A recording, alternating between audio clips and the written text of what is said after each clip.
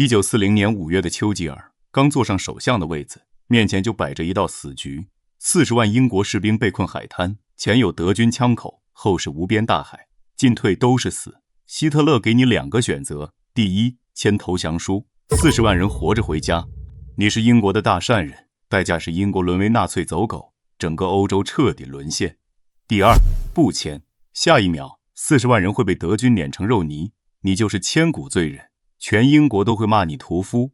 签是卖国求荣，不签要背负人命，这就是丘吉尔接手的地狱烂摊子。1940年5月10日，温斯顿·丘吉尔走进唐宁街10号，整个英国的空气里都飘着绝望的火药味。这一天，他66岁。在此之前，他是被同僚排挤的异类，是绥靖政策最坚定的反对者，是议会里最不合时宜的声音。张伯伦刚刚下台，这位拿着慕尼黑协定宣称赢得一代人和平的首相，被希特勒的闪电战狠狠打脸，挪威战役溃败，保守党内部彻底倒戈。张伯伦明白他的时代结束了，而丘吉尔这个政坛起起落落的老战士，成了风雨飘摇的帝国唯一的救命稻草。可没人知道，这份重量足以压垮任何人。丘吉尔刚接任，德军黄色方案就撕碎西欧防线，古德里安的装甲部队绕过马奇诺防线，直插法国北部。5月21日，德军抵达英吉利海峡，近40万英法联军被死死围困在佛兰德斯沿海的狭小地带敦刻尔克。这个只有1万名居民的小港口是盟军唯一的生路，东南西3面是坦克机枪，北面是汹涌海峡，40万生命像浅滩上的鱼，等待宣判。就在这时，希特勒的诱降口信传来，只要英国承认德国欧洲主导地位，放弃殖民地，签署城下之盟，这40万士兵就能回家。这不是仁慈，是陷阱。希特勒很清楚，这40万人是英国陆军精锐，是帝国最后的家底，失去他们，本土无兵可守。英国投降，欧洲将彻底落入纳粹铁蹄，民主火种将被熄灭。内阁紧急会议上，哈利法克斯当众质问丘吉尔：我们不能拿40万生命做赌注，签字就能让士兵回家，国家必战。难道你要为了尊严让英国万劫不复吗？这一番话炸开了会议室，大臣们沉默赞同，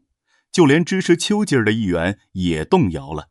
当时的英国惨不忍睹，陆军丢光重装备，本土仅剩少量火炮与坦克，空军损失上千架飞机，飞行员严重短缺，海军面对德军潜艇与轰炸机同样力不从心。丘吉尔拍桌怒吼：你们所谓的体面和平，就是屈辱投降，希特勒的承诺一文不值。今天放弃欧洲，明天失去英伦三岛，今天向暴政低头，明天子孙后代将在集中营挣扎。他的声音沙哑却有力，击穿了所有人的侥幸。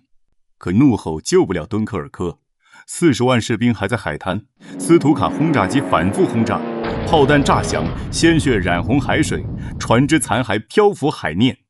5月24日，德军装甲部队距敦刻尔克仅16公里，再进一步，全军覆没。千钧一发之际，希特勒突然下令装甲部队暂停进攻，交由空军解决。这道命令至今是谜，有人说留求和余地，有人说部队需休整，有人说伦德施泰特担心陷入包围。但无论如何，这道命令给了英国宝贵的48小时。丘吉尔抓住这根稻草，5月26日下令启动发电机计划，人类史上最大规模军事撤退开始。他知道仅靠海军军舰救不了人，敦刻尔克港口已成废墟，大船无法靠岸。他大胆呼吁全英国征集所有能漂浮的船只，渔船、游艇、驳船、救生艇，全部开往敦刻尔克。英国民众疯狂响应，成千上万平民驾着小船，冒着炮火穿越海峡，有老人，有青年，还有未成年的孩子。这些民船在炮火中穿梭，像生命线，把士兵一个个接走。白天躲轰炸，夜里抢时间，军舰沉了就划小船继续。这场撤退里没有军民之分，只有一个目标，把我们的士兵带回家。6月4日，撤退结束。丘吉尔在下议院演讲，没有吹嘘胜利。他坦诚地说：“我们挫败了德国消灭远征军的企图，这次撤退将孕育辉煌的胜利。”紧接着，他说出那段流传千古的誓言：“我们将在海滩作战，我们将在陆地作战，我们将在山峦作战，我们绝不投降。”他用热血、辛劳、眼泪和汗水扛起一个国家的希望，点燃了民主世界最后的火种。